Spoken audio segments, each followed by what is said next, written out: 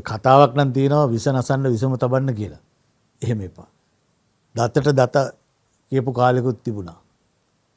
නපුරෙන් නපුර පරාජය කරන්නට ඕන කියලා කාලෙකුත් තිබ්බා.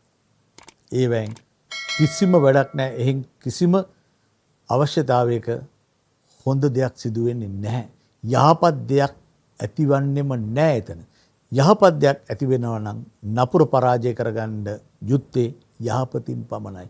ඔබ කිසිදාක කේන්තියෙන් වෛරයෙන් නපුරෙන් නපුරුකමට නපුරුකම ලබා දීලා එකට එක කිරීමෙන් කිසිම දවසක ජීවිතේට ගැලවීමක් නම් එන්නේ නැහැ.